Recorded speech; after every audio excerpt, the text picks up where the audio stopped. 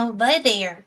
I am so glad that you're here with me tonight because I have somebody that's not just one of the best researchers I know, but she's funny.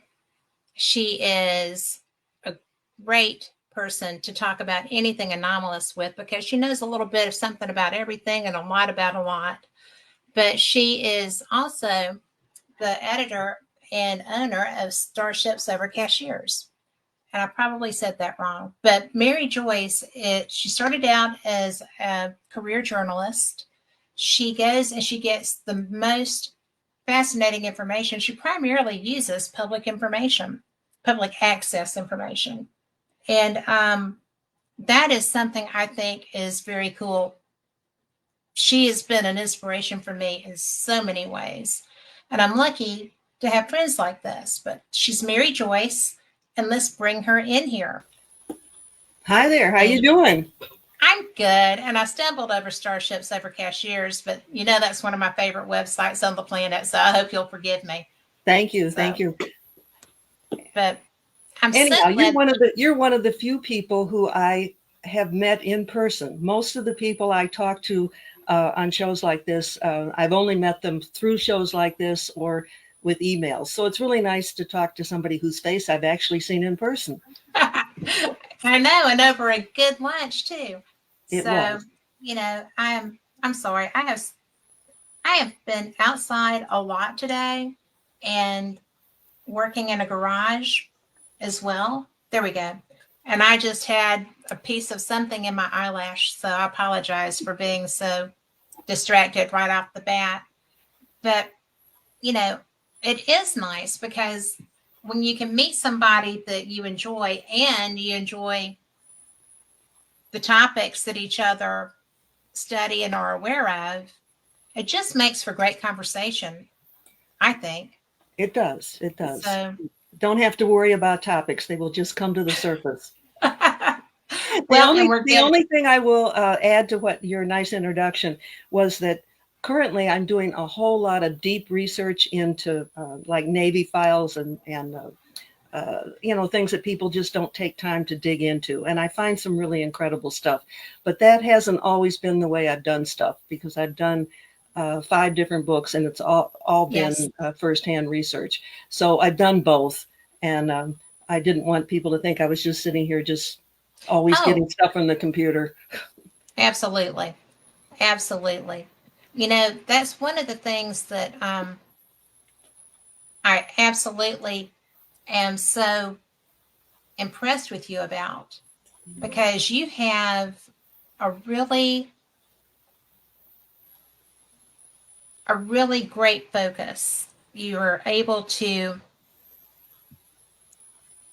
you can isolate areas of the information. You don't get bogged down in the details. I get Although you so have incredible I details. get so annoyed with experts because they write for their peers, and they get real Yes. technical, and they have to share everything from every different angle, and you lose most people that way. So a lot of times I will go through this really heavy stuff, and you can pull out just a few things like this, and you've got the essence of what the poor people were trying to say. And I want people to get to the information, and then if they want to dig deeper, they certainly can. I usually give them the original source or something that they can dig into for themselves if they really really really want to go deep. But I don't want to lose everybody with all this in-house technical talk, which is what too many people do. Well, I found that the more politically connected or the less social interaction they get, if they're just a researcher, that sometimes they tend to bog down like that. And you don't do that. Yeah, I You get know, bored too easily, and I know other people do too. I well, have to force myself to read some of this stuff because you go, oh my God, you know, we just went through 5 paragraphs, and here's the essence of it right there. It's yeah, I do know. it's annoying. Well, I was trained as a paralegal. So to me, I I had to learn how to do that too. And it's fine to do that. And I do understand that for some people, the technical is their life. That's what they live every day. And so I'm married to a chess player who is very focused on everything that he's doing in the moment, as opposed to always going straight to big picture. And I'm more of a big picture and then narrow it down person. And Bingo. yes, yes. And, you know, it makes the research fun. And I've also found, you know, we're both very interested in ufology. We're interested in experiencers and experiences and knowing as much as we can about each incident so that we can ascertain if there's similarities, where there are similarities. You know, if this happened over in Tibet, did it also happen in Great Britain? I mean, you know, did the same thing circumnavigate us and find people to let's see it? Have you seen the film yet? Which film? Okay. The brand new one. The Disclosure one? Ma'am? The Disclosure film or another The one? Disclosure film, and I just lost my train. It doesn't come out. It doesn't come out to the 21st of this month. It's on Prime. Is it? Okay. The Age of Disclosure. Right. And I watched it, and I didn't know that it was only on Prime, but that's what I use. So How lucky you are. I know, right? I Googled. Well, I didn't Google. I went in Amazon. I was like, is this out? And it was. And you're going to love it. And it's really funny because it's being trashed by the people that have been doing their thing for some time now. And I've met Lou Elizondo. I've met a lot of people that are in that film. And it's, to me, it's fascinating. I'm a member of the Scientific Coalition on UAP Studies. And so this is something that really a lot of people I know have been very excited to see. And listen, it blew me away. We are living in a really exciting time. And Aren't we, though? Things are speeding up like crazy. And yes. I'm getting really strong information about even more of it's going to be coming in 2026. And people who've been following this kind of thing for years, I think we're finally going to start to get some stuff that is undeniable. And people from the top ranks to the people next door that, you know, poo-hoo it all, I think they're all going to have to step back and go, oh my goodness. I do think we're in line for some big stuff. I agree. And your role and my role has been trying to, as much as we can, get information out to help get people to the point where they can accept those kind of things. Yes.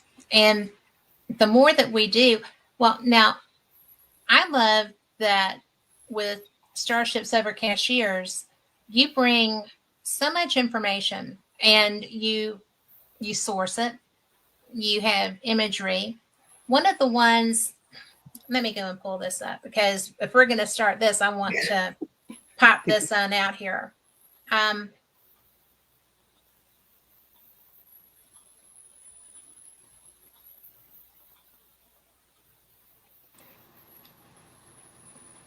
If it's that article, I'll tell your audience what. Oh, this. Okay.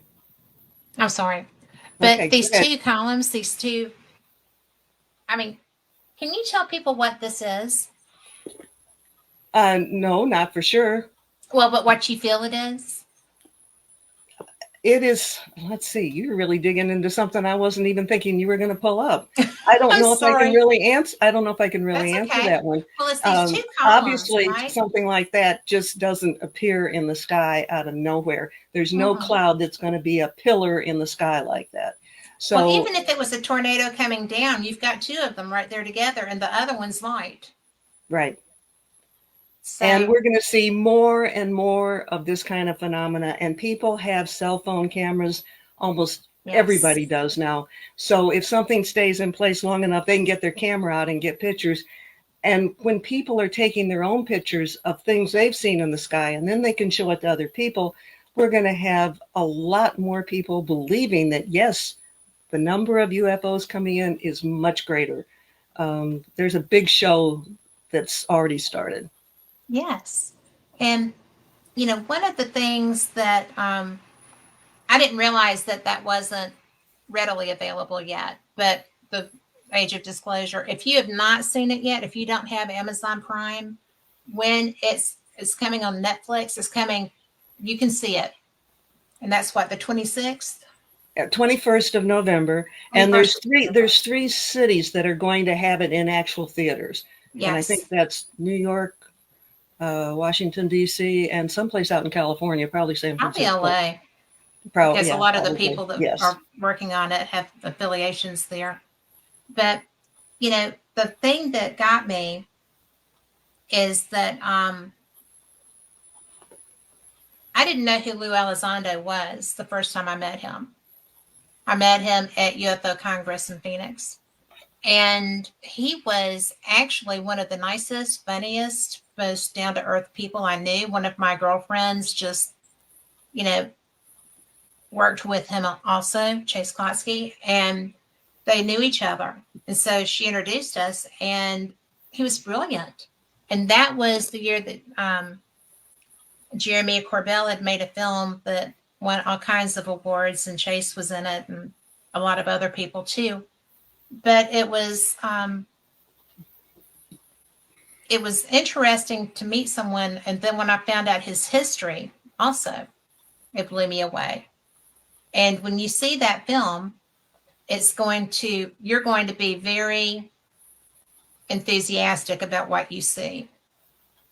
And, we have a Secretary of State who is read in, who's in that film, who is commenting on it. And I just am, would you ever have thought we would get there by now? I've always been a long-term optimist, but I thought I was going to have to wait even longer than we're having to wait because it's coming up fast, and I'm just thrilled. This is so fast. Do you think that perhaps because 3i Atlas has been known about well before the public was made aware of it, and because of the movements and stuff, and do you think that's one of the reasons that perhaps, I mean, obviously they've been filming this for some time. Rubio was already involved. Everything was already happening. But I feel like 3i Atlas has just kind of been jamming this through a little harder. Do you think that? You mean to like cover up other things, that kind of thing? Or Well, I think that the inability to cover it up, I mean, they're still trying, but there's too many people that are watching through around the world, not around just the world, right? And so they're picking it up in other places. The only thing that I've done on the website about that is I follow a lot of things on the moon. I mean, on Mars, and when 3i Atlas was the closest to Mars, there were these two cylinder-shaped objects that were picked up by the camera on Mars, and you go, could there be a correlation? Could that have been some kind of a probe or some kind of a monitor thing that was coming from that? I didn't even speculate. I just put it out there that came by. These came by at the same time that object was so close to Mars, or as close as it got. Wasn't close by my standards, but it was close by cosmic standards. Cosmically, it was next door. Close. Yeah. So that's all I've done, because they've been going, everybody with a whole lot of credentials is dealing with this. And there's no reason I need to jump into the middle of it and add my 2 cents, because we're getting I like your 2 cents. We get 2 cents from everybody on this one. After a while, people go, oh, forget it, And so it'll come out, and I'm going to wait till they can't deny whatever it is. It's so fun. And I want to say hi to Jeremy and Lori. So I'm glad y'all are in there. And, I am just I'm just thrilled. I'm thrilled that you're here because I love talking to you. What is the because I do have something that I wanted to ask you about. It's one of your articles in the imagery was the how the sun can kind of You want me camouflage to jump until in on? Let me explain to your audience. I just sent Kate or Kat a article that I haven't even posted on the website. And I think she's going to show you some of the pictures from that. But let me give you the background story. Back in 2013, I was contacted by a man in the Netherlands. He's one of these technical geniuses. And he was taking original NASA photos that were taken by the SOHO satellite. This is a satellite, there's more than one, but the SOHO satellites are aimed at the sun and they take a picture every 12 minutes. And anybody can get on the SOHO live feed and you can see, what's just happened within the last 12 minutes. So he took one of these, and in the lower corner, there's something that simply could be dismissed as a streak. Well, he zeroed in on that. And the detail, the mechanical detail was just incredible. And it wasn't shaped like anything that we would associate with a UFO. It wasn't saucer shaped or round or anything that we normally would imagine. It was like a T shape, and it had this almost like this giant zigzaggy antenna that went out from it.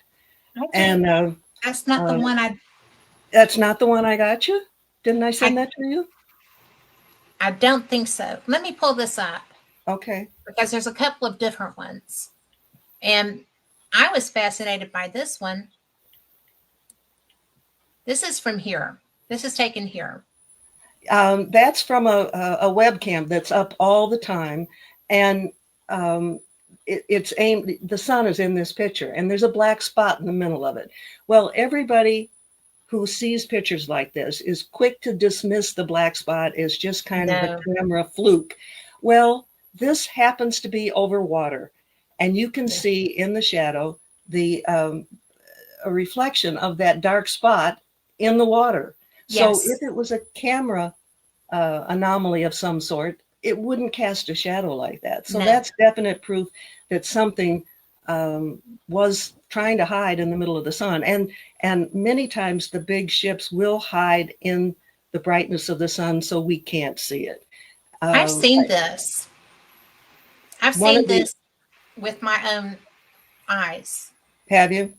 And I didn't, because I'm thinking, oh, well, it's my eyes. I have sunspots. But why is there only one and why is it black?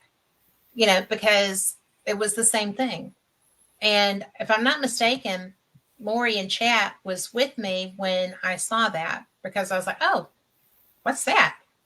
But because I'm a beach goer and I'm a beach walker, and that's why I see things.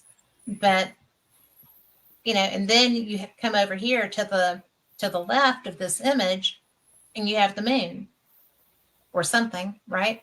Right.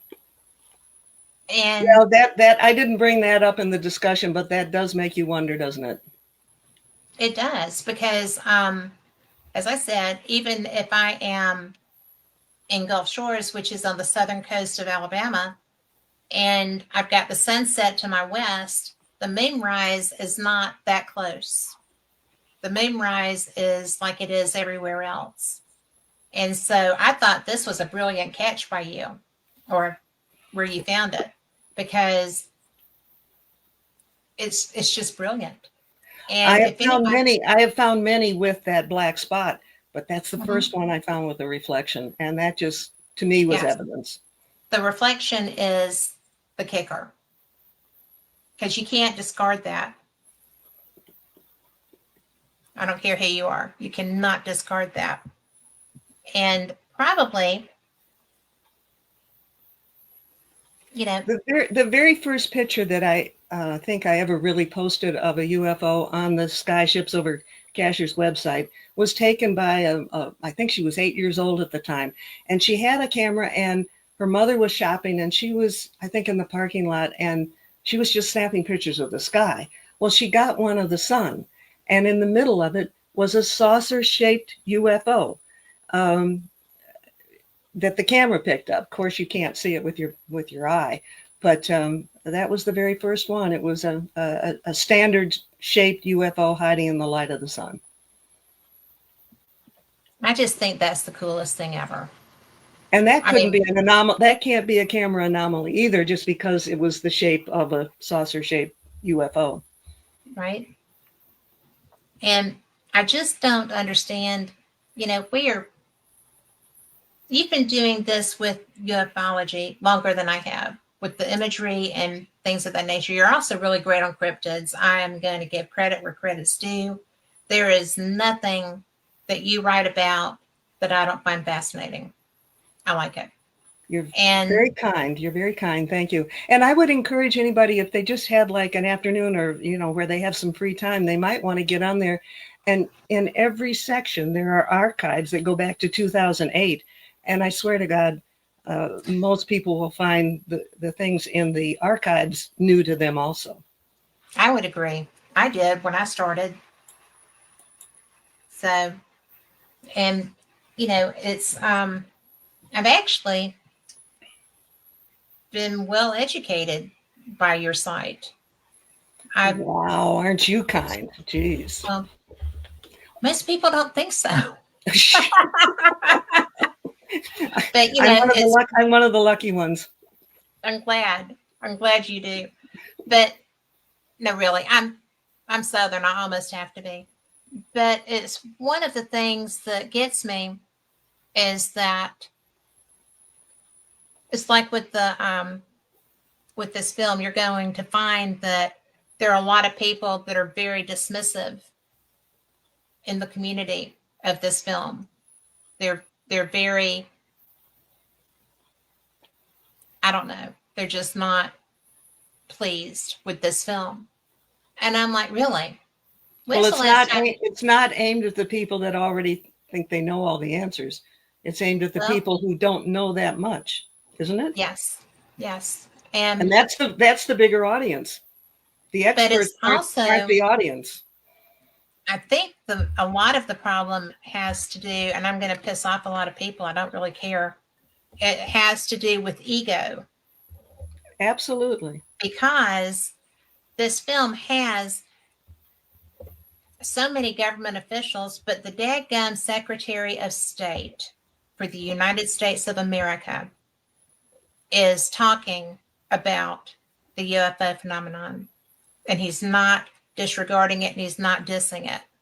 And Lori says she does remember seeing that with me Well, when I that's was in the there. trailer. That's in the trailer, and I know I posted that on the Facebook and tried to get that out. And Marco Rubio is quoted in that. It's I was excited once I knew about it in the first place, but I just can't wait for you to see it, because it's like I said, I did not know that I was going to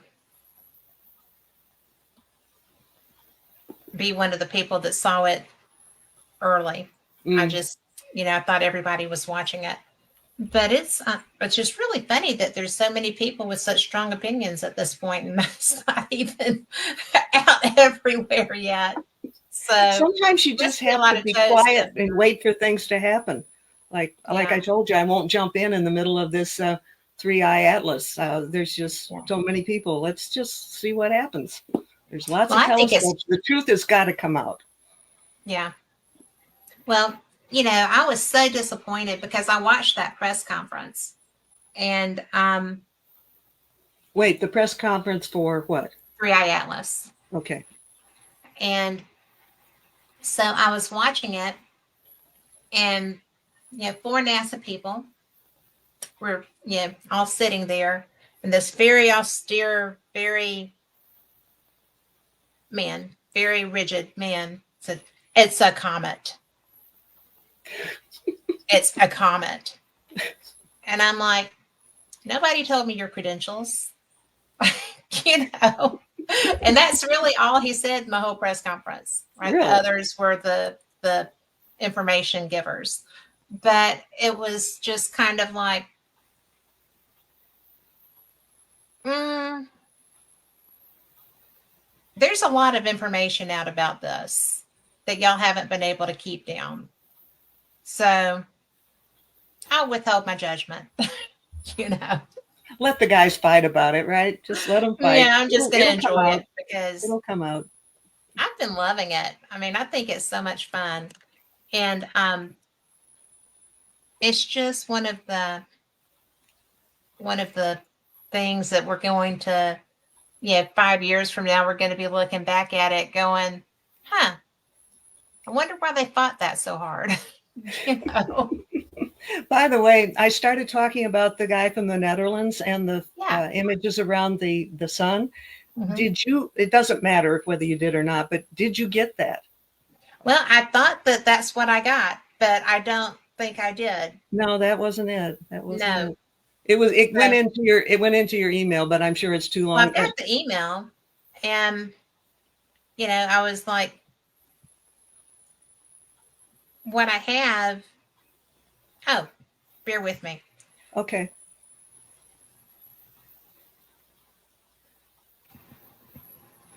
While she's looking, this is really kind of an interesting mystery because I had been in touch with this man for 3 years.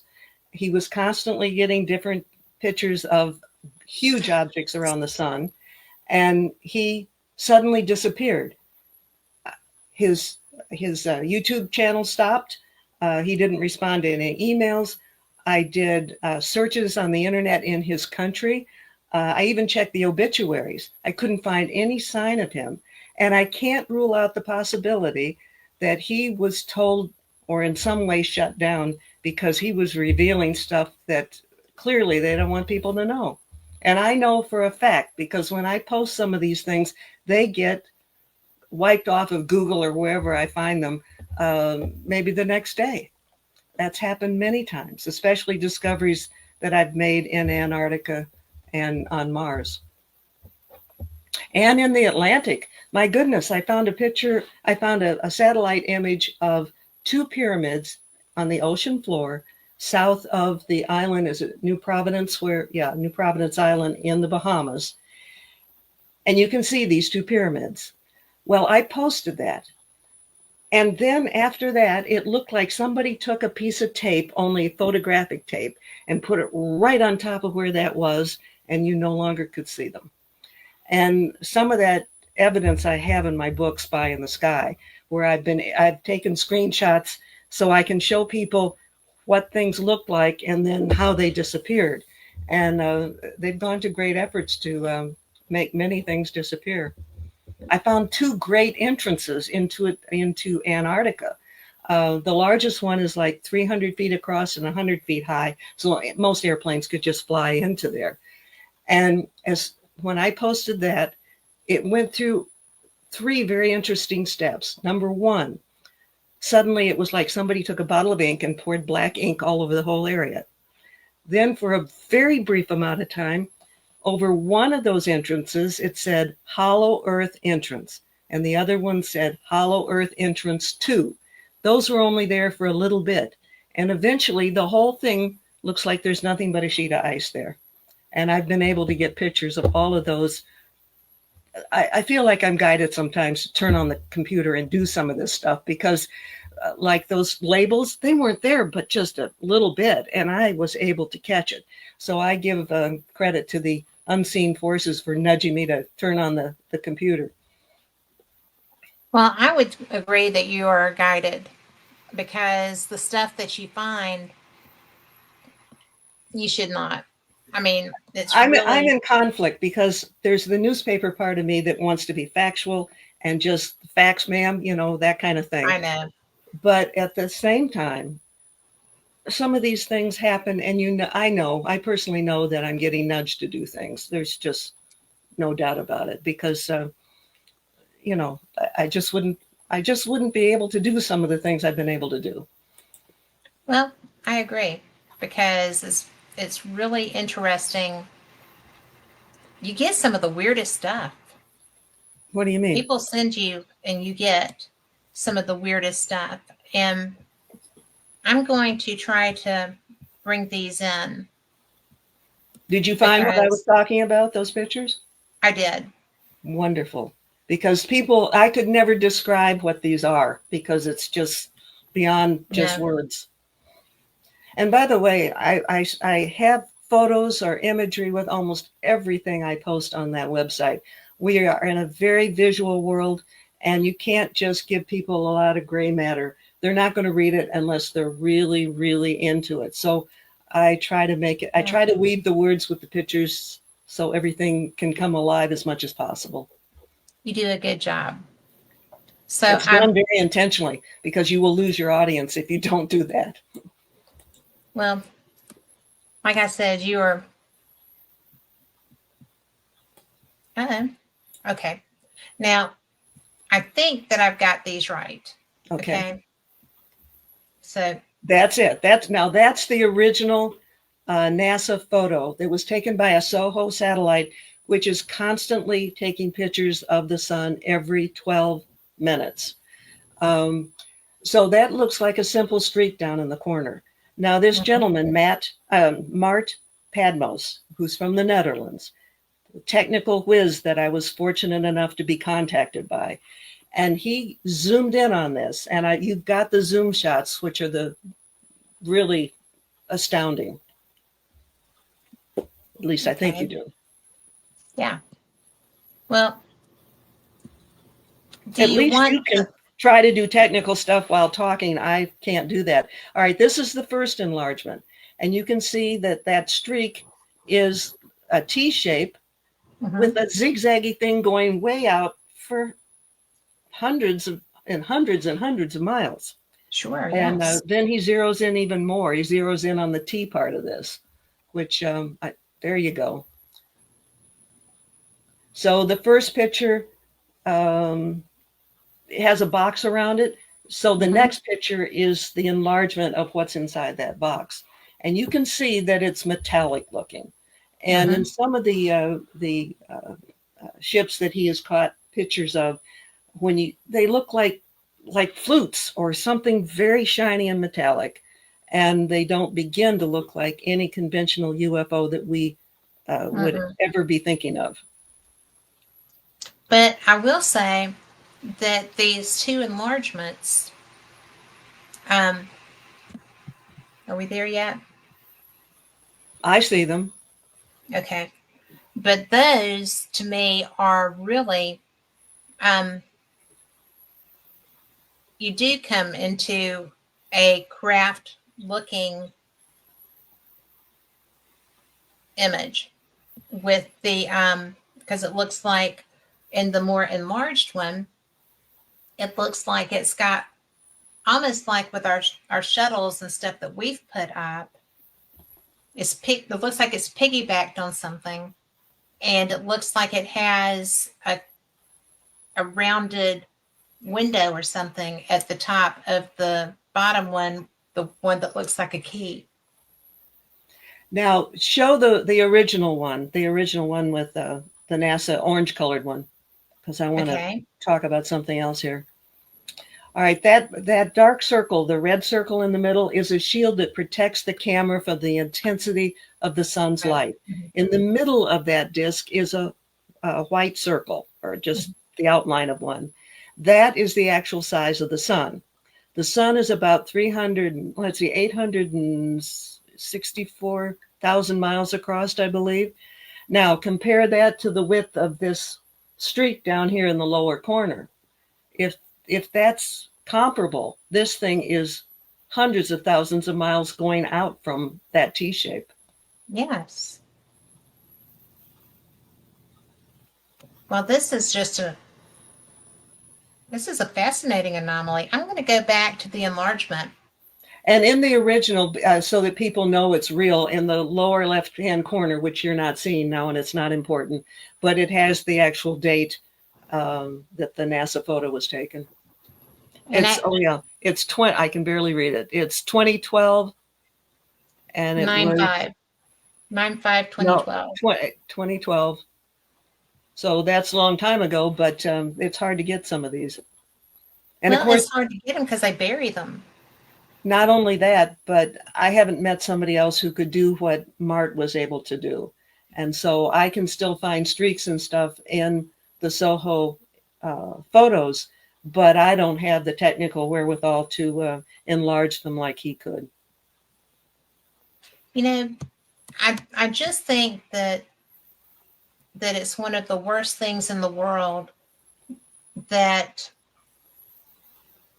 I know that you interact with the people that you work with, and you've searched diligently for your friend, for this man. And people don't just really vanish off the face of the earth when it's somebody with your investigative skills looking for them. Well, I couldn't go to the country. Maybe I could have found him if I'd gone over there, but from this distance, I couldn't find him. Yeah. I'm sorry. And I really do think that he was probably shut up. Well, I mean, Siri, I really think that this looks like a craft in the area that I've darkened there. I don't know if you can see that I did that. Now, But in the books, in the book, the short title is Spy in the Sky. You can only get it from me because yes, they've been trying to block that book. And my other 4 books are listed with this on Amazon, but this is the only one you have to get through me. And if you go to Sky Ships, it's Sky, not Star, skyshipsovercashers.com. and I knew that. Go to Sorry. Editor's Corner and it'll tell you how to get the book. And Yes. it's I hate to sound like a commercial, but it's only $16. It's only $16. It would be like 25 or something like that on Amazon. And I just want the information out there. This is not a moneymaker for me. In fact, this book has been, this is a loser for me as far as making money. But I feel it's so important that it's a personal mission to get it out there as much as I can. And again, it's Sky Ships Over Cashers. Yes. Cashers is spelled just like a cashier at the grocery store. And I still say cashiers. I know it's not. And I still. But Cashers is the way the natives say it, and it's a little tiny village type town at the top of a mountain here in North Carolina, and that's where we first started seeing all the UFOs in quite a bit. And we named the website after that. Well, the website's gone way beyond that. If I had any real foresight, I probably would have picked a different name, but you don't change it in mid-course after it's been there since 2008. And it's such a great site. So, and now that, I am telling people the wrong words, I'm so sorry. That's okay. I think my audio got me discombobulated for a minute, but it's just such a great site because you have information on everything. You've got the underwater UFOs or USOs. You're the first person that I ever learned about that from. Well, so, I know they want to call it something else. They call it, let's see, I don't know, submerged I don't know, but they've got they've got another name for it. And I just refuse. Objects. I don't want to use that term because UFOs are impervious to whatever they want to fly in. They can fly in water, they can fly in air, they can go fast, they can go slow, they can do anything they want to. The ones underwater are not a different species. And so when you give them a different name, it sounds like they're a different species. Well, one of the things that people don't talk about very much is when they were having the Navy interactions. And I have friends that have been on boats out in the Indian Ocean too, that, they see the flying, but they see the transmedium ones also. And, they don't lose speed when they submerge. No, they don't. It doesn't matter. And to me, that's because the physics of that should be impossible based on our knowledge. If you're going to come out of the air, submerge, and just keep going, there should be resistance that will slow you down. And they don't seem to be, subject to that. And the enormity or the huge number of them is kind of mind-boggling. A rather recent posting I put on the website is the title is "Thousands of Underwater UFOs Reported Off the U.S. East Coast," and this is from the world's largest global UFO tracking website. It's called Enigma. And they say that there's been more than 9,000 underwater sightings within 10 miles of the U.S. shore, and 500 of them have been within 5 miles of the coast. Now, that tells you there's a lot of activity going on. Well, yes, and that's also near a lot of military installations, including our nuclear military naval installations. So that gives you something to ponder too. It sure And does. you know, I know that historically it appears that these beings, these craft, the different air and sea, have been interested in our nuclear locations. Do you find that in your research? Or I feel that Um, that's true. Do you find it in your research? Absolutely. When I lived in Florida, are we having a trouble here? I see you. I don't. Okay. There we go. I don't know what happened. Did you lose me? Because I lost you. And I'm Well, I didn't lose you, but it came up and said add you to stage, and you were already sitting there where I could see you. So I'm not sure what happened. Oh, I'm hearing an now you're echo. there. Hello, hello. Do you know why that's happening? Let's see. Now I've got two of you. I'll do that. How's Hello, that? hello. No, I'm getting the echo. Let me start over and I will Okay. pull that down. Hello, it's me. I'm going to go grab Mary.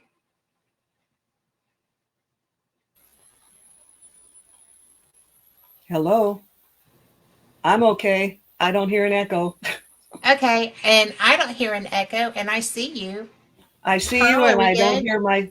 It's very distracting to try to talk to you when I'm hearing myself talk back at me. It just doesn't work. Carl, can you help? No, we're okay now. It's Oh, working good. now. So, okay. Thank you, sir.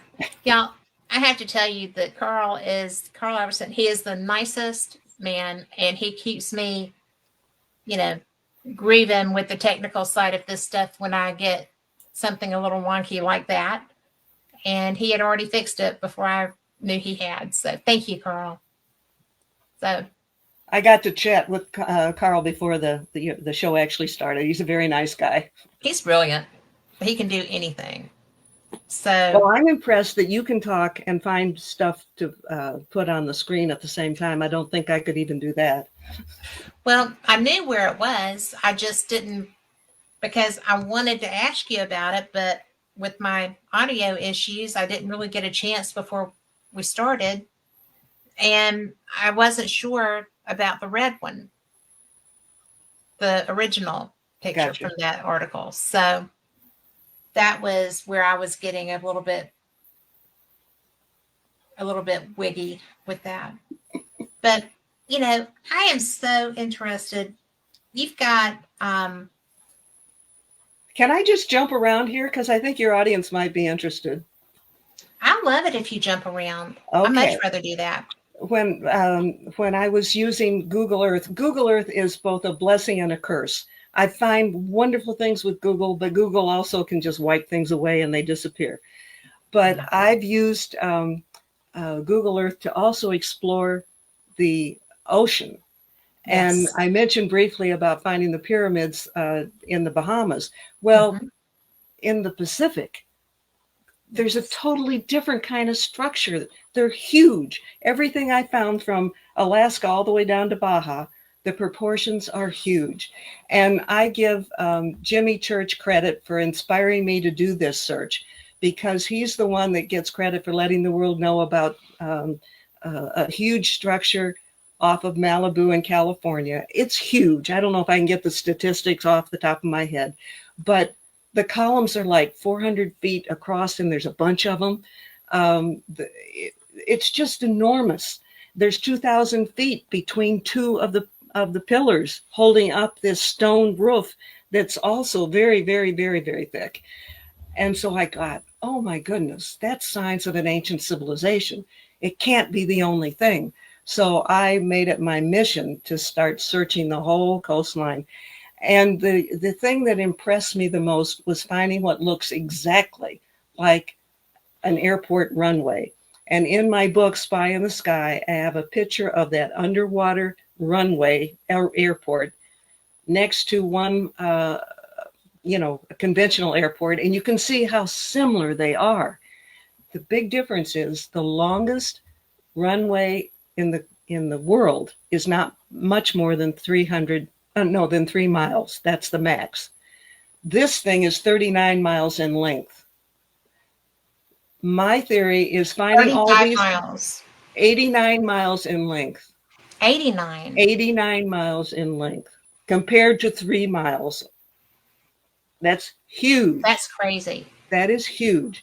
And so everything being so huge, wherever I looked, I have to conclude that the culture that once lived in what is now known as Lemuria or Mu, that's supposedly just a legend, an ancient civilization that sunk to the bottom of the Pacific.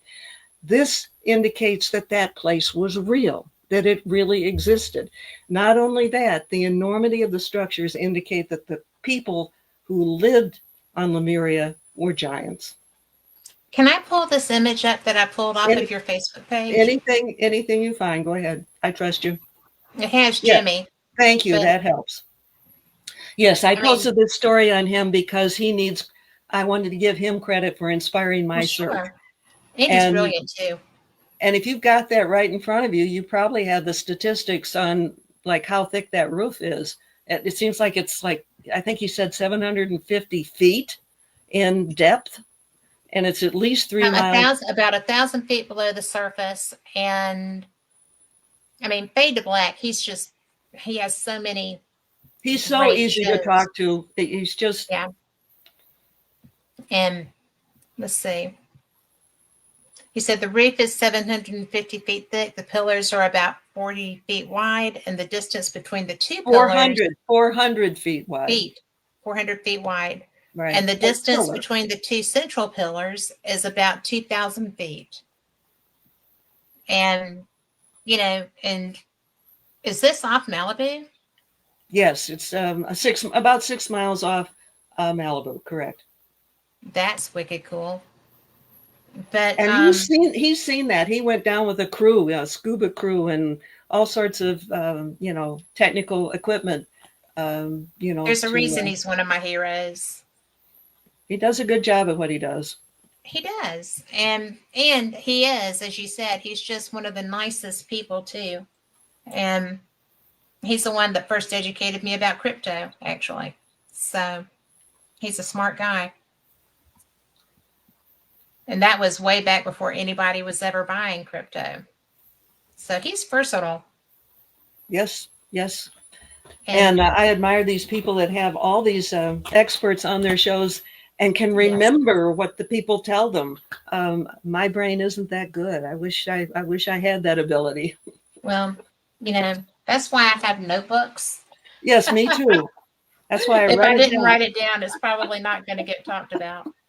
But or if I didn't write it down, I won't remember to go and research it later, because when I talk to people that are working and stuff that's not my normal thing, like, you're very versatile with what you do. You cover so many topics. And if I don't have a notebook, I'm not going to go and find it.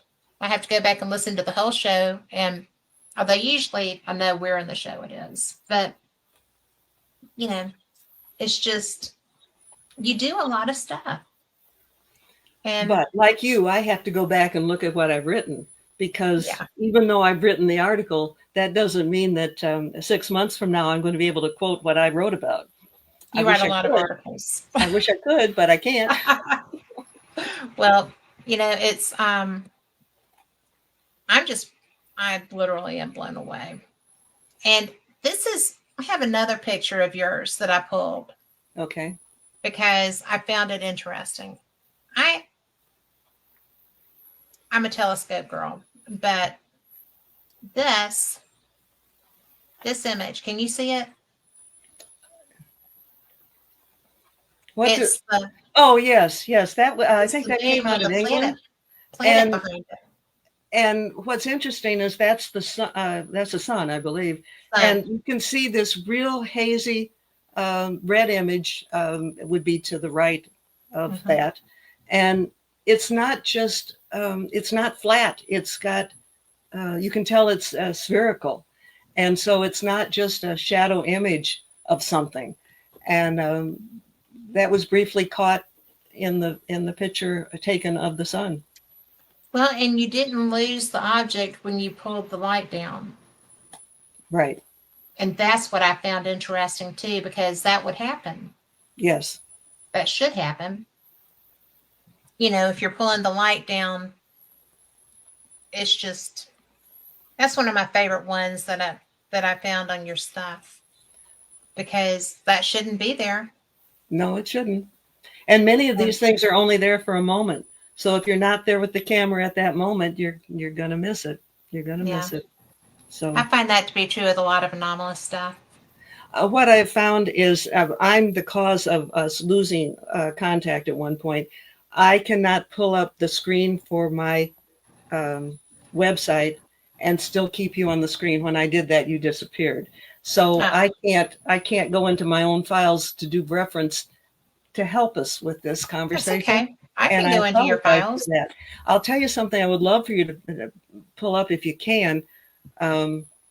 It's the, I know I had it on Facebook and I had it on the website with Chris Bledsoe. Do you have? Chris and his dog? Are you familiar with him? No, Chris Bledsoe. Yes, but are you talking about the image with his dog? That was one of the stories. I posted 3 things. The other one is about the message from the lady. Maybe it's under messages. I'm afraid I'll lose you if I try to find it. Oh, you're okay. I do not mind bebopping around because that's an important message. He, now he's somebody that I met back in the days, back in 2009, when he was just being criticized by the whole world, his family, his church, everybody was just piling on him. He had, everything was going wrong in his life. And Evelyn Gordon and I, who you've also met, and she sends her best to you. To her too. We were at the very first time that he spoke publicly about what he had seen. And the reason that he named his book UFO of God is because he was at his wit's end. He had physical problems, a health problem. His family was falling apart. Everybody in his world was criticizing him. And he just went out and was, who knows what he was saying to God. But whatever he was saying to God, the UFO showed up. And his life changed after that. And that's why he called the book The UFO of God. And it's interesting when you talk to him or you hear some of his video conversations, he asked the people from NASA and CIA and FBI and all these people with the alphabet soup distinctions have shown up at his place. And they're very interested in him. And he said, why? He said, well, we know they're there, but they will talk to you. And so that's why he's probably the most studied experiencer that there is in the country, right, in the world right now. And the reason I wanted to find that, I wish I could do both things at the same time. I've got the image of him with his book. I don't have. Okay, does that have the message from the lady? Because that's the one I think your audience needs to know about. Let me look. It has the book in it, I believe.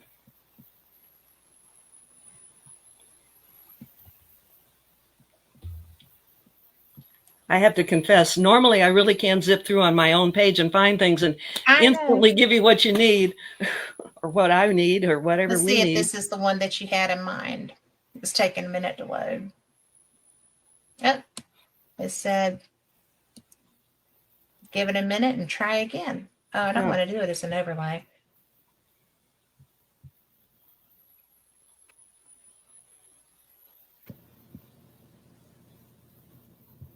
I guess this makes your audience feel like they're right in the room with us. My audience is used to me sometimes having a moment. Periodically, things go a little bit awry here and there. Let's see While if I you're can doing get this that, to I work. will hold this up. Maybe there. Does that get in the There it picture? is. Anyhow, that is the cover of the book, Spy in the Sky. I was trying to I kill love that time. cover. There's Okay. Chris. Does that have the story with the message? It should. Is there a message beneath it? Maybe not. I am trying to read it. Oh, it would help if I put my specs on, wouldn't it? This is a spiritual journey, Clouds of Fire Healings, and that it doesn't have the. It doesn't have the Hi, message. Raymond. We have Raymond in our chat now. Let me go back here and let me look again. Let me go to Chris's page. He never minds if I do that.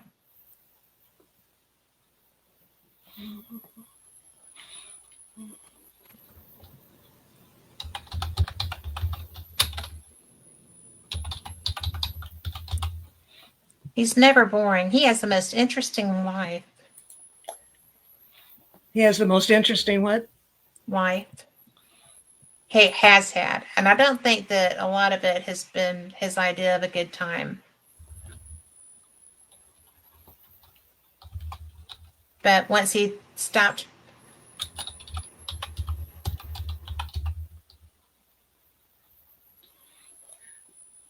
Okay, I think I found it going another way. I'm going to read this to you. All right, here we go. This is real important. At first, Chris only saw the UFOs, and they saw the little ETs. But well into his experience, a spirit lady appeared floating in the sky right just above him. And really, she would fit the image of, let's say, a Virgin Mary kind of look. And she gave him a message that I think everybody needs to hear about.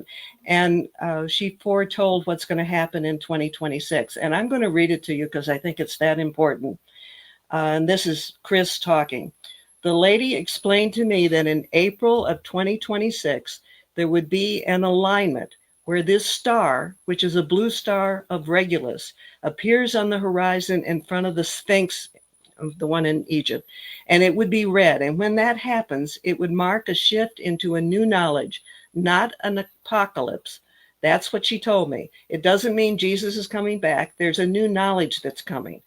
What is that? Is it under the pyramids? They've discovered something? Is it the Hall of Records? Is it disclosure? When I told this to the government about 2026, I just repeated what she told me. They immediately put remote viewers on it. Then all of a sudden, all of the remote viewers are saying, oh my God, 2026, 2027, something is going to happen. We don't know what, but something. And they have been following Chris ever since. Well, I know a lot of remote viewers. I haven't heard anything about that, but that doesn't mean anything. But, you know, with the equipment that they found under the structures in Egypt,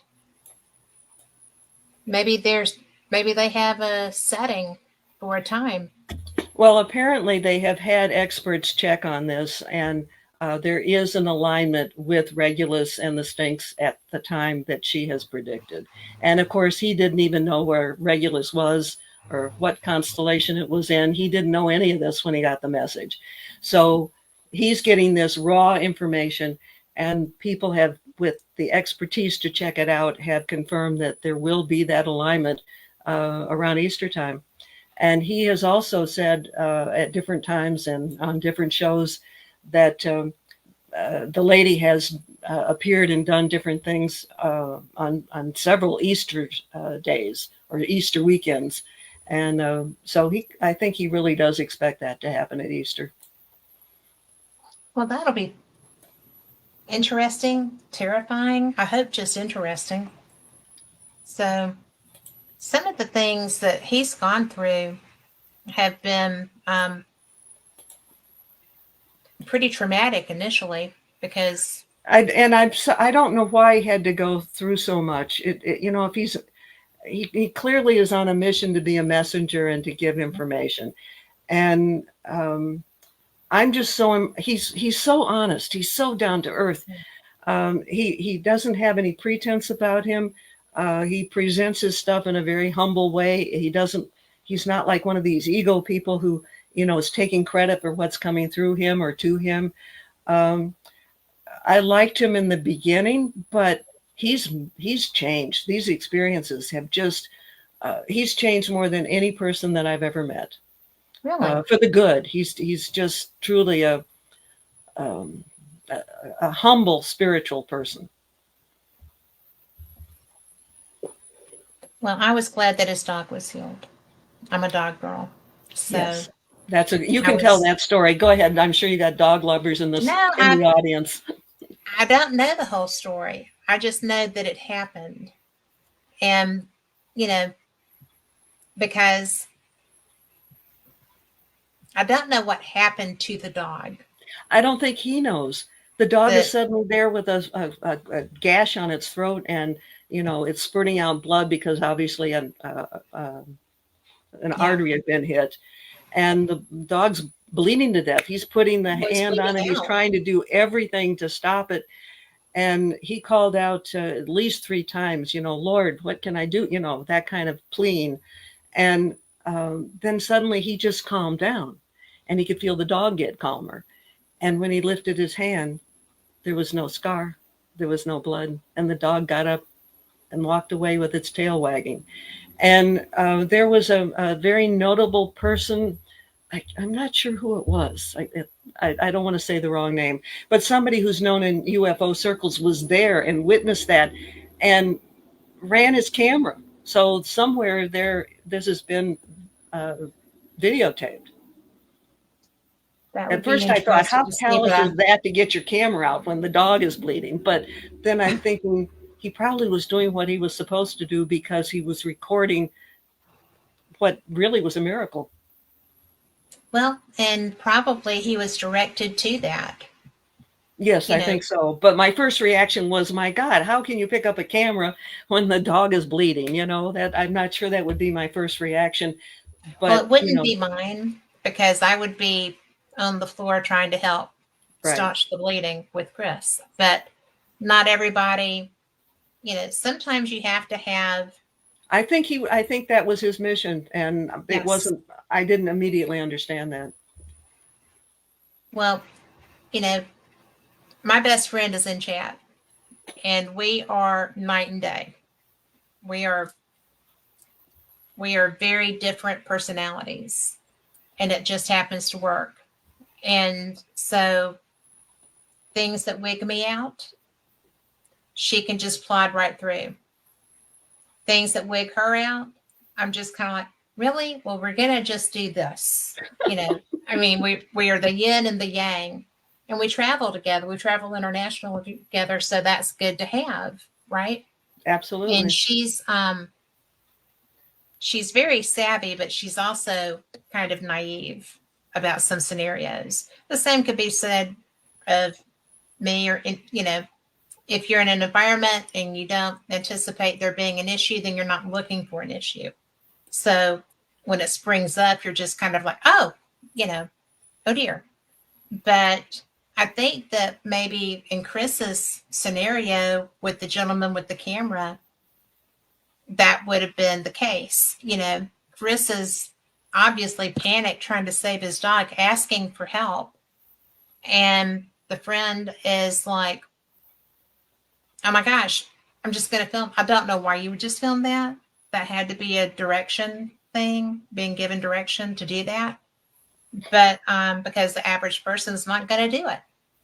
So they would have been concerned trying to help doing something else. So obviously I wanted to bring up Chris's message from the lady, because it gives us something to look forward to see, what really transpires. I really have confidence that something will happen that will be notable. I really, really do have that. And so I wanted to share that with everybody else. Well, and I'm glad you did, because I have so much respect for Chris. And I mean, this has not been an easy path that he's been taken down. I don't know if you or I would survive the path and come out I like don't he has either. come out. And he also has one of those great minds that retains everything, one of those that you and I obviously admire. Yes. Well, I'll tell you, and I'm just going to be blunt about this. I found out a couple of months ago I have adult ADHD, and it's a postmenopausal. And apparently, when women's bodies change, if you already have ADHD, the collagen makes it. I don't really know why, but so I thought I had Alzheimer's. I could not remember anything. I It was hideous. And so I was so afraid that I went for neurological testing pretty quickly. And the guy said, "You don't have any indicators for that, but what you do have is this." So yeah, I'm learning how to manage my attention deficit, which is new to me as far as this goes. So yeah, that little guy that did the testing, that was a voice of God, because I was just about to give up and figure out where I was going to go live, because I didn't want David to have to deal with all this, right? So it was bad. But now it's not so much. But that's why sometimes, but I can now, you know, 3 months ago, I wouldn't have been able to go and add things in as we were going. So it's getting better. I don't have any excuse, and I don't think I could do it. Well, you have a lot of other skills with your organization. I'd like to focus on whatever I'm doing, and Yes. to multitask while I'm trying to talk to somebody. I really don't care to do that. Anyhow, I'm going to jump the subject again. You ready for a new one? Let's do that. Okay. With Spy in the Sky, I also explored Mars. And oh my gosh, I love this, what you did there. And I don't know why I'm starting with this one, but whenever I would go and check out Mars using Google Earth Plus, I would go right to left or left to right. And one day I thought, Mary, you got to get out of your box and start thinking differently. So I started exploring from pole to pole, which is not your natural instinct. I discovered 27 square cut entrances into Mars. And we're not talking something old. We're talking something that looks like it's probably in use. All of them in round figures range from 400, I'm rounding them off, 400 feet across to 1,000 feet across. They're spread out over 16 miles. That's not it, but that's interesting too. I don't know. There's a lot going on in Mars. And well, let me pull something else. Let me pull my book up here. I've got one page. There's one page I keep marked all the time because I think it's real important. The man who was the head of the space security program for Israel for almost 30 years, his name, I don't know how to pronounce his name. It's Haim Ashid, and I'm sure that's wrong. But anyhow, he decided that after all those years, and he had a great reputation, he didn't have anything to worry about. And so he decided to go public with what he knew. And he made a statement for the Jerusalem Post in December of 2020. And I've got the whole statement in the book. I'm only going to read you 2 sentences, but I think they're important. The first one is, there's an agreement between the U.S. government and the aliens. Another sentence. There's an underground base in the depths of Mars where the aliens are, and also our American astronauts. So I have that in the book as a preface to some of these things that I've found that indicate that there is stuff going on in Mars right now. And I have found 3 UFOs on Mars. The one is parked there. I think it's like 3.5 miles in diameter. And it's round, it casts a shadow on the ground, and it has a little bit of a, a hump or a bubble in the middle. And we've seen UFOs like that in photos sometimes here taken from the Earth. Yeah. And it's parked there. there's another one where it's gone like this and done a huge skid mark. And I measured the skid mark, and off the top of my head, it's well over 4,000 feet in length. And then you can see where this circular UFO has crashed into the soil of Mars. And then there's another one that's much smaller. And so I have found 3 UFOs on Mars. So that shows activity going on right now. And you can bring that picture back up. That's not in the book. It's been on the website and on the Facebook page. And this you can see, this looks like an ancient city. Mm-hmm. And the walls are still standing. And that's on Mars. And the intricacy of that. And that is in Manhattan after a bomb. There's no way that anything in nature is going to look just like this. Mm-hmm. It's too symmetrical.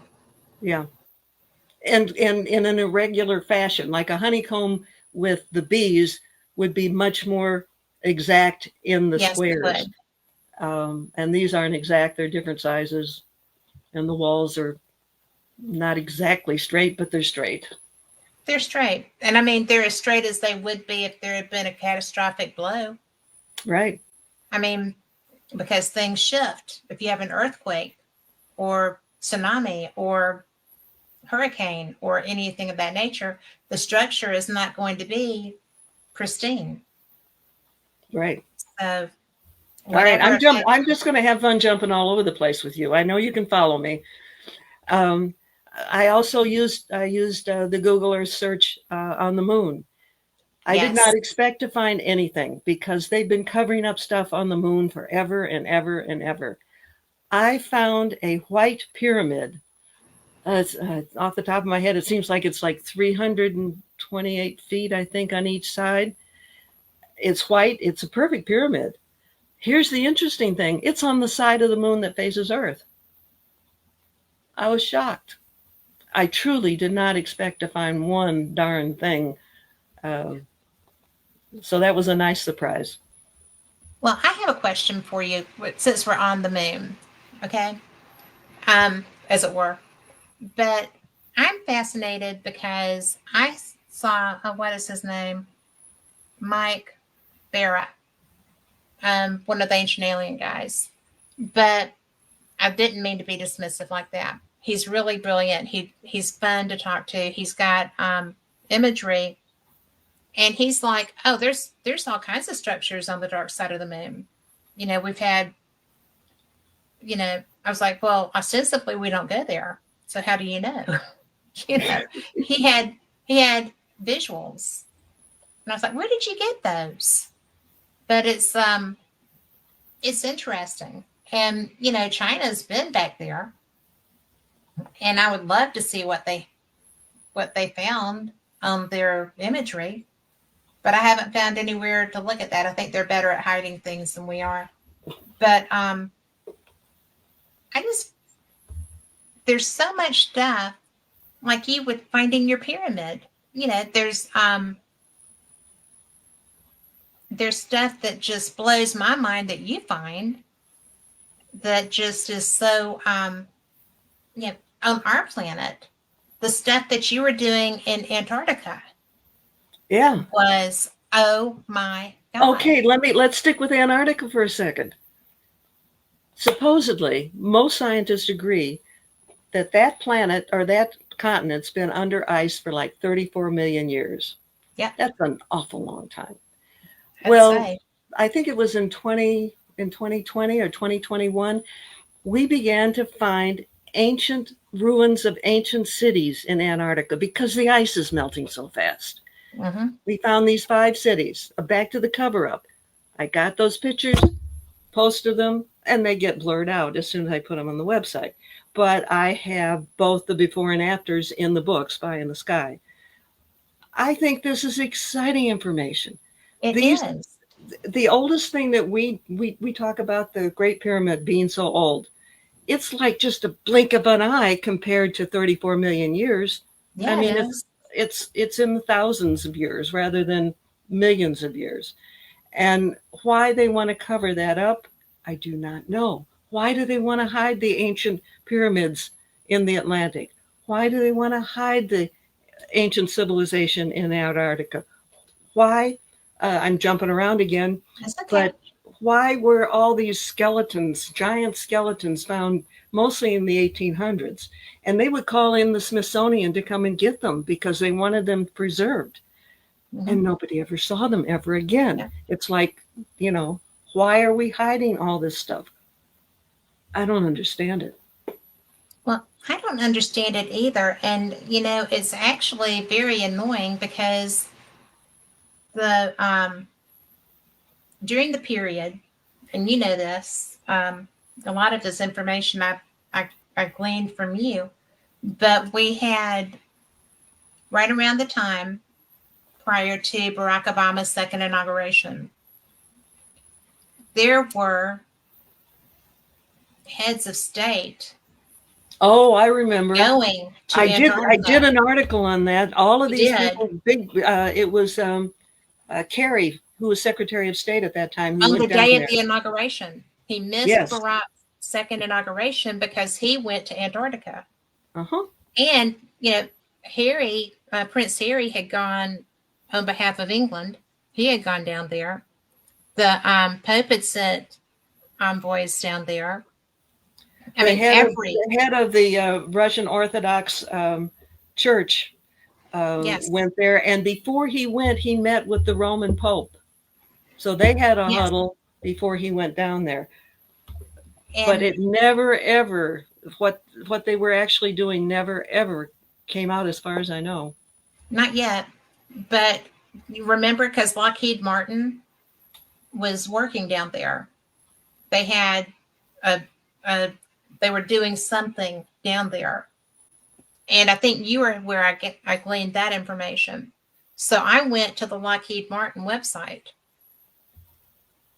to find out about what kind of project this might be. And I found where you could apply to go down there on their website. You could apply for a job to go there. Mm-hmm. The requisites for that job were that you did not have your own communication device. You did not have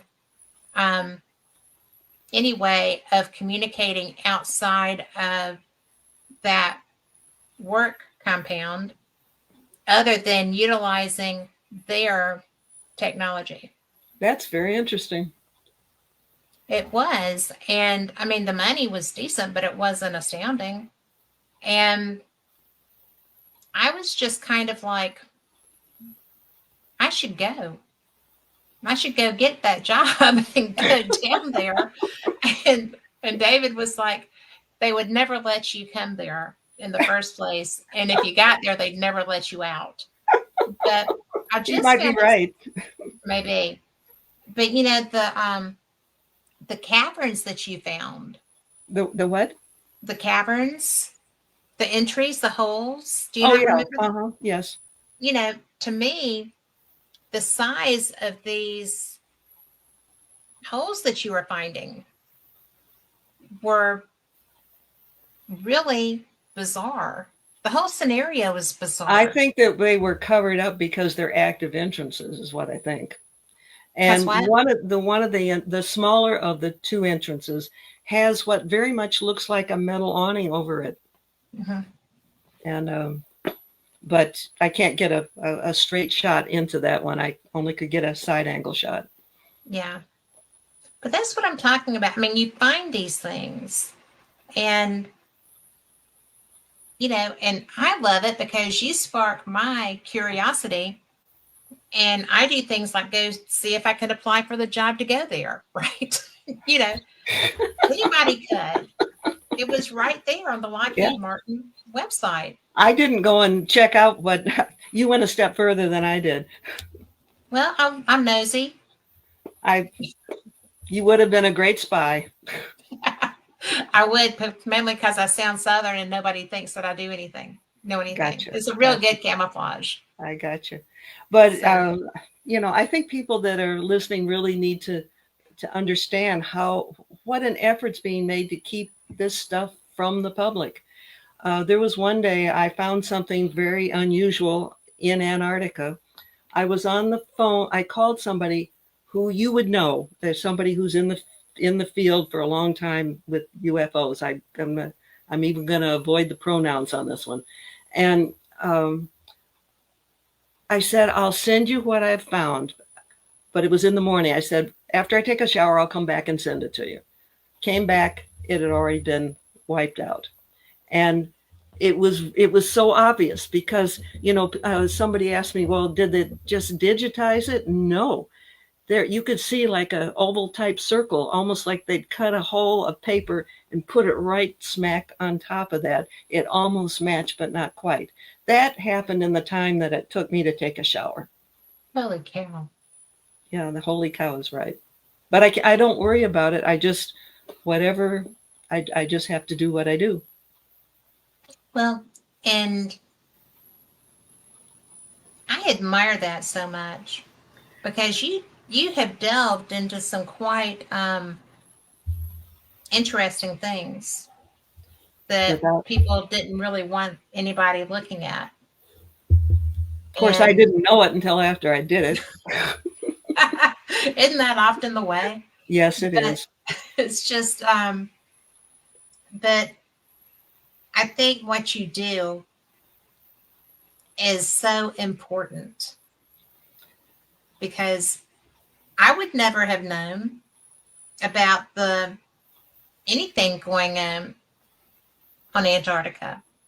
You know, I knew that the Nazis ostensibly had gone there um, after the war, and well, to Bolivia and some of the other countries in the U-boats, and then you know gone on. But I would never have thought to look at so many different things if I hadn't discovered you. Well, And I just want to tell you that that matters to me a lot because I think that you make a lot of things in the world make sense sometimes. And even if you can't get to all the information, you put eyes on it. You have other people put eyes on it. And that can affect the outcome of just about anything. I really think that, when I learned from you about the activity at South America and Antarctica, I went really full blown public with that. I talked about it. I talked about it when I was at conventions. I talked about it to people I was having and dinner see, with. that's the ripple effect. We all have our little Yeah. stone to throw, and you never know where the ripples are going to go. But No. there's a whole lot of us all around the world, and we're all doing the best we can with the pond we're in to try to get the information out. And we can't see the big picture, but there's a lot of us, and there's a lot of information getting out there, Yep. and and it's more important now than it has ever been. We are actually we're living in very exciting times. We I are. kind of get disgusted with our not local, but our earth level politics. I mean, that just sickens me. But we'll find our way out of that too. We always do. We have to. You know, over time, I mean, hell, we fought a war against each other in this country over it. I mean, you know, it's just people are going to be people.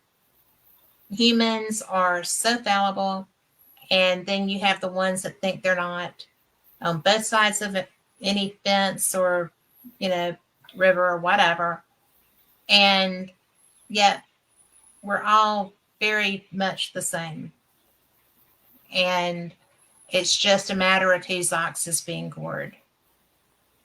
And that's the way it's been from cavemen to now. And that's the way it's going to be 2,000 years from now if this planet's still here. It's just the way it is. And, you know, Atlas Shrugged is a real thing. You know, if we do enough to the planet, it's going to just, and we'll be gone, and the next, you know, version of us will be here. and it's happened before. It's happened before. So, Yep. The earth is very much capable of taking care of itself. And we may not always like the way that it takes care of itself, but it does a good job. Yeah. We came back from atomic weapons. We've got what is it? The little microscopic things that eat radiation. I mean, there's all kinds of things that are designed to save the earth from us. The whole thing, I've become very concerned about the nuclear stuff, and I think The that nuclear stuff is, I posted stuff so people can see the extent of the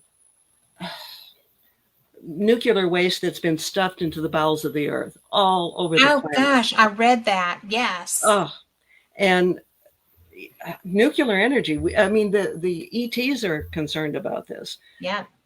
For years and years, I've heard about UFOs being over the nuclear plants. Well, Chernobyl. I mean, right. They were over Chernobyl. Yep. And they were over Japan. One of the stories I did fairly recently was about a monk, and he was in a monastery near, what is Fukushima. it? Thank you. And everything around that monastery was devastated. The monastery stood. He was close enough that he was able to see multiple UFOs come in. And he said the UFOs saved them because he said the UFOs were helping reduce the flow of the radiation. And along with that story, I had the link to it's not a good quality video, but it's a short video that was taken when all that was actually happening. And you can see multiple UFOs over the plant. That's when and there were three of the units that had exploded. Yeah. Here's the interesting thing. I didn't point it out in the article, but you can see it if you look at the video. Here's all these all these UFOs, and it seems like there was at least 10 of them, maybe more. And at the end, they all come back and blend into one. Which I have heard another situation where that happened. I wonder if they were referring to that, but no, there's been other times where you see them split and come back to one. That's not the only time. But in this particular situation, it just really struck me that it seems like I counted 11 UFOs over the plant at one time. It's worth seeing the little video. Well, I'm going to, but I am so I'm glad that they're doing that, because we can't fix this. And my husband thinks that I'm a nut. I don't eat Pacific seafood, and I mainly eat Gulf Coast seafood. I mean, I don't like. You think the Gulf is cleaner than the Pacific? And if you do, why? I don't think that the Gulf is cleaner than anywhere, but I mean, I really don't, because it's all one body of water. It goes, it's different bodies of water, but they're all interconnected. And the tides are. So why do you not eat from the Pacific Ocean? I'm acting like your husband now, aren't I? Yeah, it's okay. But I don't want to. I just feel like perhaps by the time it's here, it's dissipated somewhat. I don't want to be drinking or eating from directly across from nuclear waste being spilled. I got you. I have a hard time with there's a lot of places that I go by and around that have twin reactors. I mean, that's what is normal now, apparently. And I just don't like it. I don't like that Hermosa Springs and the water off of Stuart, Florida, near Palm Beach. Um, I don't like that it's warm because of the water coming out of the reactor zone, because they have to, it's water cooled. So the water is flowing in and out. At Hermosa Springs, you've got it's a big manatee place, but it's very close to reactors, and True, it is. Yeah. the water is so warm. Because and the manatees are there all the time in it. So,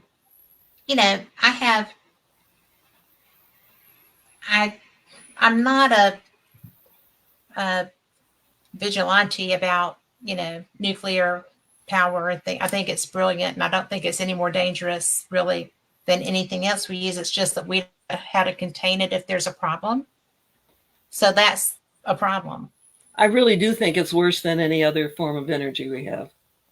Well, in the long run, it's just if there's a problem, we can't fix it. We create this poison in large amounts that takes forever to dissipate. Forever. Literally. And in that article I did about the earth being stuffed with all the waste, there's a diagram where there's a picture of actual photo of a plant in, I think of Sweden. But then there's a diagram down below it that shows you the extent of these tunnels that just go every which way, where they will have and will continue to bury this nuclear waste. Our earth, we can't keep poisoning the earth. And no, because if we kill it, we got no place to go. Because we don't have that capability. And I don't know if we have enough microbes to clean it up. They're really small microbes. Yes, I know. Well, and everybody's like, oh, well, ETs come and they do things to save us from ourselves. So eventually they're going to get tired of that, I would think. And they're going to be like, you haven't learned, you haven't changed your behavior, you haven't done anything. I don't think they're ever going to stop protecting us, and if they can, from nuclear disaster. Because if we have a true nuclear disaster on this planet, the effect of it goes way beyond this planet. And that will affect them. And so they're not going to let us just blow ourselves up with nuclear stuff. They're not going to let us destroy the planet. We may destroy ourselves, but they're not going to let the planet get destroyed. Well, if you think about that, it's not just us, right? Because if we blow the earth up, if we kill the earth, then if we don't kill, if we kill it, it's going to keep spinning. I mean, well, like Mars, there's no doubt that something catastrophic happened on Mars, and life as we know it got destroyed. And I don't know if we will, we're trying to make it work again, but the atmosphere got blown away and everything. And then we had the astro belt. That has to have been a planet that absolutely blew up. They don't want any more of that happening. They really don't. I'm talking about they as the ETs now. Yeah. Well, and the main part of that, I think, is that I don't know how long it takes to recover from a planet dying, or like with the asteroid belt, that would affect every gravitational point for every other body. You can't glue that back together. I don't know how you reestablish an atmosphere on Mars, but the ETs may have the ability to do that. I don't know. Well, one would hope they're working on it at least. They've got to be smarter than we are. They just have to be. Well, maybe they just have cooler toys and the intelligence quotient stays pretty similar. I don't. The thing that gets me really is that they do not,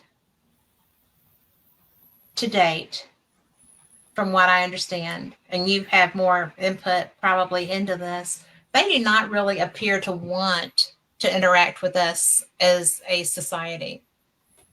I mean, I don't know. I don't think that's true. I think hybrids cannot identify that they're hybrids, but there are hybrids working, in high places, working in the Yeah, that's Pentagon, true. working in places. So they're involved with us much more than we realize. And also, they wouldn't be planning this big appearance, undeniable appearance, which is, we're in the midst of that now. It's only escalating. Yeah. If they didn't intend to be more involved with us, they wouldn't be doing that. That would be a waste of their time. I just think that, I don't know. I think that we have been exposed to hybrids very recently through our media, relevant to some of the things that we see happening. The hybrids that are really, truly hybrids, who are here on a specific mission, let's say to work at a certain plant or a certain company, they don't identify themselves as a hybrid. And you have to take with a grain of salt people who identify themselves as a hybrid. They may or may not be. That's true. My understanding is I they don't don't. think they're I don't think they're advertising, but I do think I'm seeing them here and there. And it's almost like they aren't minding that so much. Are you seeing them? I'm seeing them in environments that surprise me. Give me I, more. I don't really want to say on the air. I Okay. mean, because it's recent and it's not in a position of power in our government. It's in a position of, and I apologize, I think my husband's home.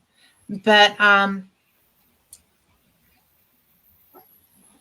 think that they are appearing in moments on our televisions. I think that I think they're part of disinformation. Part of disinformation. Disinformation. And What do you think? why would they do that? Because we're not. Every legitimate hybrid that I've heard about is here with a specific mission and remains undercover with the public and would not be participating in disinformation. I think that I'd rather take that off the air Okay. because I really like, being on the air and, not being, on anybody's radar. But there was I think that relevant to this comment. Okay. I think relevant to the public's attention and other things that are happening out in the broad universe, as well as some things that are happening on Earth. I think that there's maybe disinformation is too strong, but a lack of clarity about some things. And I found it very interesting. I'm just going to go. I think in that press conference relevant to Three Eye Atlas, that I did not see this, so you're going to have to fill us okay, in. okay. Well, I'm going to be labeled a crackpot for this, and I really don't care. I do represent Fate magazine, so we're known for that. But all of our stuff is true. So they're just kind of weird and amazing tales. But in that press conference, right? I like Avi Loeb. I think that he's the creator of the Galileo Project. The man knows his stuff. He's a Harvard full tenured professor. He is not an idiot, and he's not a lightweight in the field of astrology, astronomy, you know, so many kinds of physics. He's just brilliant. And he is saying that this is something that's not really presenting fully. It has some different wobbles from comets, that there are other things. Yeah, the word non-gravitational thrust caught people's ear. Well, a steam blast is not gravitational. So that's, you know, but there's other things that were included with that. So the first thing that happened in that press conference when they came on, they had 4 people sitting there. And the first gentleman, all he said was, "This is a comet. This is a comet." He was done. Everybody else went from there. And I was just kind of like, what's your role? You know, what do you do? And I'm certain that he had all the letters behind his name and that he was, you know, a communications representative and other things. And it was a great press conference. Okay. It really was a great press conference. They were clear, they were concise, but there's no way this is anything but a comet. Well, don't talk down, because we've seen things that weren't comets before. And we've seen them around our things in space. We've seen them around, you know, things here. That's not something that's a surprise, that there might be something that's not a comet. And the fact that we have had nothing in our history that we recognized as being interstellar. And we had the wow signal that came from Sagittarius, which is where this came from.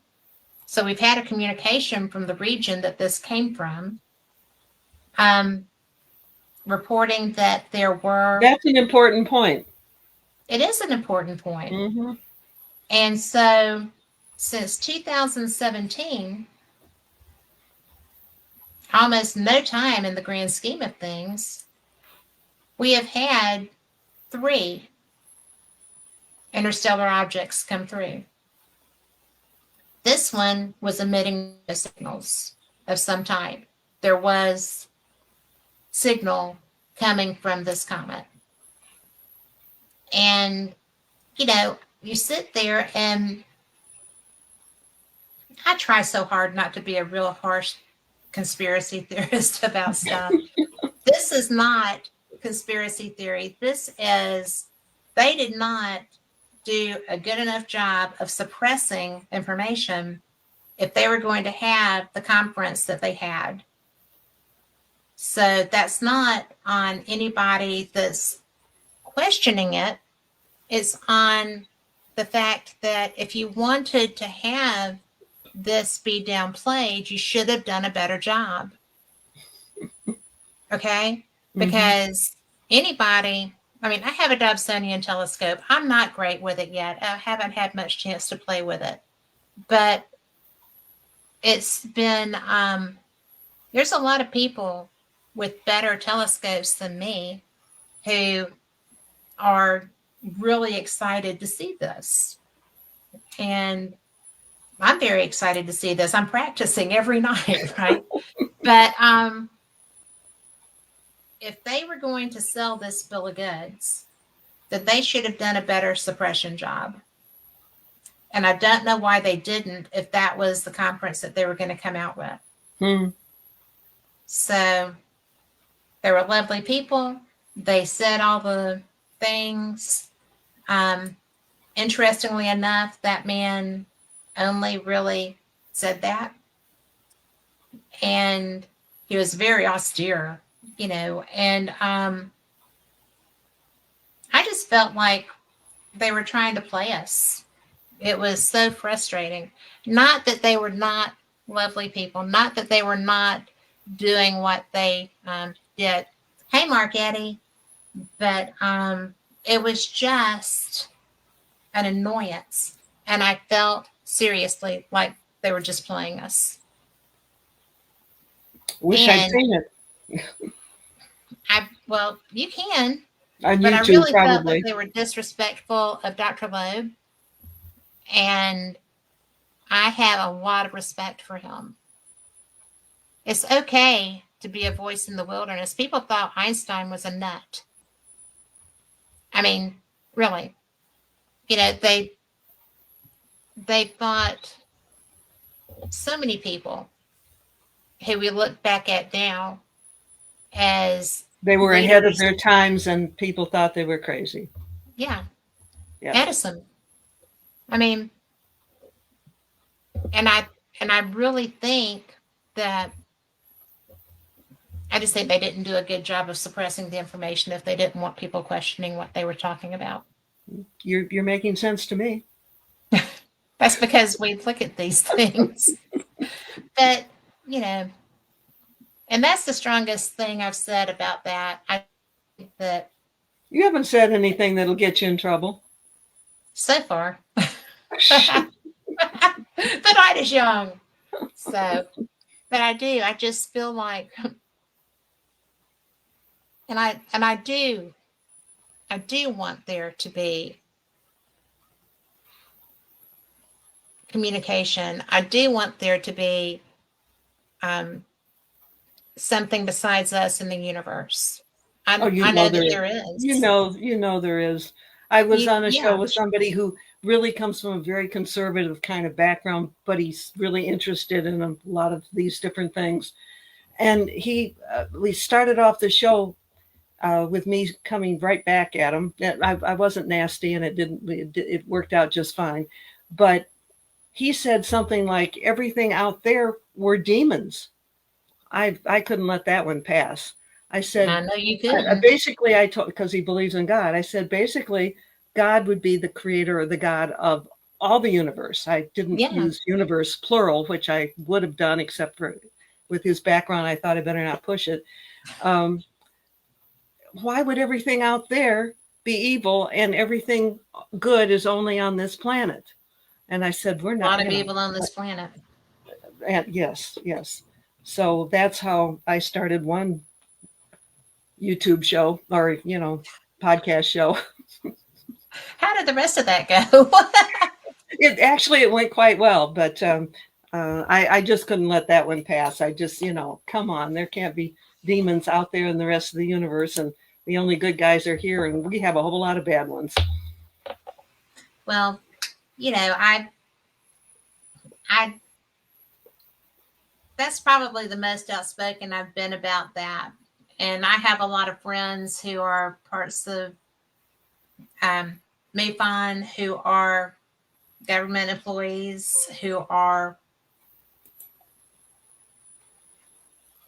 great debunkers of anything people bring. And that drives me bananas because they have a very loud public voice, and they downplay what people bring. Yet I know they have experiences themselves. And I don't think if you are an experiencer that you should downgrade somebody else that's bringing their experience also. When you're in a position to if somebody else's experience doesn't match theirs, they poo-hoo it. Is that what's happening? Criteria. Yeah.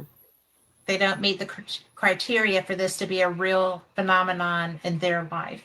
Gotcha. And and then those are the people that are calling for debunking of everything. And I have a problem with that. I really do. Well, it's not This right. is It's not it's right. too anomalous, and nobody knows the answers except for the people that aren't, you know, letting their cards be on the table. And I think that I don't know why it's such a big deal to keep this under wraps. I mean, I think that why do you think they go to such an effort to? Well, I think what's happening now is the ETs have decided that they're going to take over and make the disclosure, and because human beings have been trying to hide it, so I think the ETs are going to pull it off this time. I think they've decided to do it. What would be their motivation? I don't know if it's all. Some of it's just to save the planet, but Yeah, all of we human beings, if you go back far enough, we are star seeds. We've all yeah. originated out there in the stars. And so we're related in some different kind of way to these people we call ETs. Mhm. Um, so I think there's a concern about us, just like we would be concerned about, puppies. As it were. Yeah, dumb Yeah. puppies. They don't know any better. They poop on the floor and pee on the carpet, and but we know they can grow up and be better than that.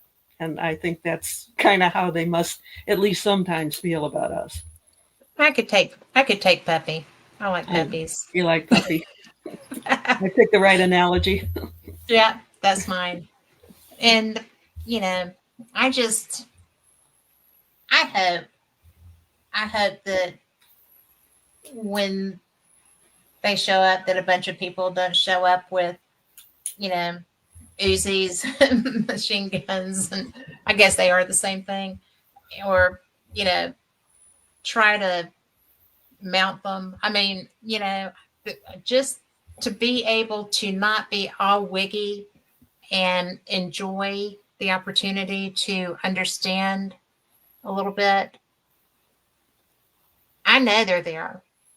Oh, without a doubt. I Without a mean, doubt. I There's have so much evidence. experiences. So much evidence. Yeah, People with just ordinary cameras are now able to get pictures where you can see just all sorts of UFOs flying all over the place. yeah, And I post them occasionally just so people can see how active it really is. I know. I think that that's such a service. I really do. I think that to be able to provide people with an opportunity to see that because it's not reported. And, even the old adage, well, I'll believe it when I see them on the White House lawn. Well, they have had, what, 30 Yeah, and I did a story or on that buzzing too. the White The House. night before they had the one of the hearings Yes. about UFOs at Congress, the night before, the late afternoon before, UFOs were seen over the Capitol. Yeah. And I did a story on that and showed one of the pictures of two of them Yes. flying in tandem. Don't you think they knew that conference was going on? Don't you think they Yes. deliberately made that their appearance known? Yes. Absolutely. That's why I'm saying Absolutely. disclosure's been taken out of the government's hands because the government hasn't done it. So I think the UFOs or the ETs have simply decided, well, we're going to do it. And they're showing up more and more for more and more people. And I mean, they're putting on shows in some instances. Mm-hmm. I think that's cool. I'd like to see that. I would. Well, And get together with one of Chris Bledsoe's sky watches. He sees them well, every time. Every time. I know. I like that. I like him. I mean, I He's a haven't had a chance. he's a genuine person, and I hope Well, everybody remembers what he says is going to happen in April, because I think something significant will, and I think I do things will too. continue to speed up between now and then. Well, I tell you what, I didn't know what to think when I started talking to him and he's very cautious for reasons. And so I just thought, Did you have him on your show or did you meet him someplace not else? yet. I was just talking to him Okay. online. And I just really was so impressed with him. And then, well, I got hacked right about that same time. So I Mm, had to start everything over from ground zero. And it was very interesting to talk to him. He was a little reticent at first. And when I was reading his book, I was like, holy wow. You know, and for those, UFO's a guide, go read it. But it was just a good book and he shared well. And so people like him are who are going to help the rest of us not wig out when the time comes. right. Because he has the ability to be calm, or not ability, that's just the essence of him. Yeah, So but I like it. I think that he's pretty impressive. I'll vouch So for him. I'm glad you think that too. Yep, I absolutely will. Well, So, tell people where to come and find your stuff, and because okay, I'll I don't do even the. have your book, Okay, your big book. I will do it. The thing I really want to get out there is the book. It's called Spy in the Sky, and I've referenced it in many ways, but there's information in there that I really, really want out, and there are forces that are trying to keep me from getting it out. Yeah. So the only way you can get it right now is you go to the website, skyshipsovercashers.com. Cashers is spelled like a cashier at the grocery store. Sky ships over cashers. If you go to Editor's Corner, it'll tell you how to get the book. Yeah. And it's $16. It would be a whole lot more if it were to be available on Amazon. So it's a deal. But it's important information. I'm losing money on it, but I don't care. It's important that the information get out there. And so that's the biggest thing I want to plug. Um, the Skyships Over Webs, Sky, now I can't say it, skyshipsovercashers.com is packed with information. It goes back to 2008. The information in the archives will be new to many people, even though it's been there for quite some time. Um, And you it's can't go updated. wrong with it. It's updated. With few exceptions, it's updated once a week, usually just before the weekend. I also have a Facebook page, and it's just Mary Joyce. There's a Mary A. Joyce on there. That was me. I was severely hacked. I can't access that anymore. I had to start a new page. So it's just Mary Joyce without a middle initial. The one with the initial, I can't even control it anymore. So the hackers seem to just get great delight in messing things up. They do, don't they? They do. I was so thrilled with that, as I'm sure you were. But I'm so glad that you were on tonight. Well, it's a joy to see you, and you look like you're feeling really well. I've seen a couple clips from your travels, and you've been a busy girl. I love it though. I know you do. Yeah. I know. That's There's great, so many things to learn. without a So, doubt. and it's I'm going someplace new at the first of the year, so that'll be different. I'm going to head way south. So What does way south mean? You're going to Antarctica? believe and I wish, girl. You know I couldn't give up all of my communication. My husband have a fit. But I'm going to South America. All right. Don't go to So Venezuela. no. I do not want to be a statistic.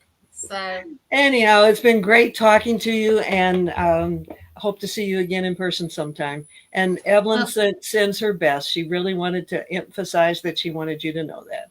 well, let her know that I send mine to and thank her because yeah, I just had the best time when we got to spend that afternoon together. I'd like to spend more. All So righty. when we head that way, I'll let you know. All righty. You take good care of yourself. Thank you. You too. And thanks for Night, night. being here. I enjoyed it. Thank you so much. Yes, Bye bye. ma'am. Bye.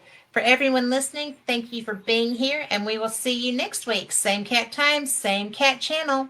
And I hope you enjoyed her. She is brilliant. And don't you just love this? I hate it. But anyway, we will see you next time. See you Wednesday for Paranormal Experience. Good night.